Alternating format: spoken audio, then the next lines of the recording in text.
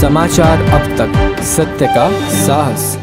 पश्चिम बंगाल के उत्तर 24 परगना जिले के संदेशखाली क्षेत्र की महिलाओं के साथ यौन शोषण, उनकी सामूहिक अस्मिता का हनन एवं उनके परिवारों पर सुनियोजित अत्याचार राज्य सरकार द्वारा संरक्षित अपराधियों द्वारा किया जा रहा है। पिछले 10 फरवरी 2024 को पश्चिम बंगाल के राज्यपाल आनंद बोस के संदेशखाली दौरे के कारण इस विभत्स शोषण की सच्चाई जनमानस के समक्ष आई थी। पश्चिम बंगाल में सत्तारूढ़ पार्टी के नेताओं द्वारा हिंदू घरों में जबरन नाबालिग कन्याओं व महिलाओं को चिन्हित कर उनका भयपूर्वक अपहरण कर राज्य में सत्तारूढ़ पार्टी के कार्यालय में लाकर अत्याचार दुराचार करने के कई जघन्य मामले सामने आए हैं।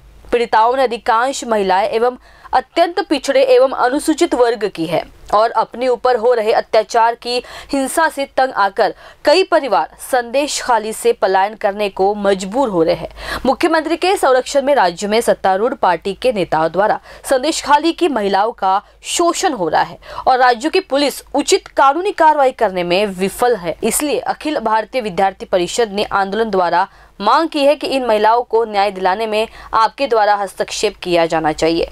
न्याय की इस मुहिम में राज्यपाल, राष्ट्रीय महिला आयोग, राष्ट्रीय मानवाधिकार आयोग, राष्ट्रीय अनुसूचित जनजाति आयोग के हस्तक्षेप का स्वागत करते हुए अखिल भारतीय विद्यार्थी परिषद द्वारा नागपुर शहर के संविधान चौक में भारी संख्या में विविध शहरों से छात्र शामिल होकर आंदोलन कर रहे हैं और बंगाल सरकार के खिलाफ नारेबाजी की गई है। क्या कहना है इस घटना को लेकर अखिल भारतीय विद्यार्थी परिषद के विदर्भ प्रांत मंत्री पायल किनाके का, आइए जानते हैं। आपल्याला माहिती आहे गेल्या 15 वर्षापासून पश्चिम बंगालमध्ये महिलांचे यौन शोषण होत आहे। या घटना अजूनपर्यंत समोर आल्या नव्हत्या, या घटना आज समोर येत आहे। संदेशखाली प्रकरण जेव्हा आपण ऐकतो, हे संदेशखाली प्रकरणामध्ये मानवतेला हादरवणाऱ्या घटना समोर येत आहे।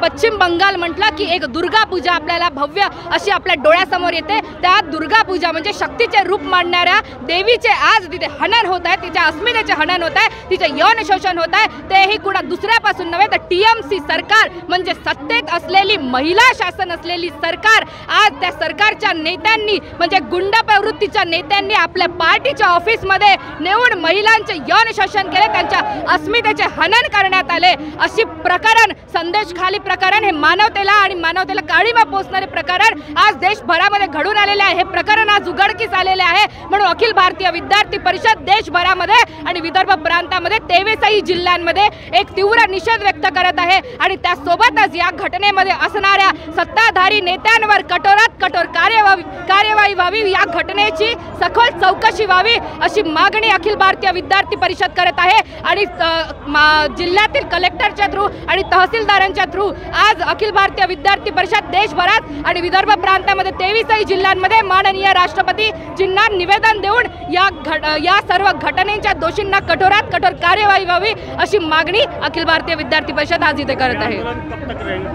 यह आंदोलन तब तक रहेगा जब तक दोषियों के ऊपर कठोर कार्यवाही नहीं होगी।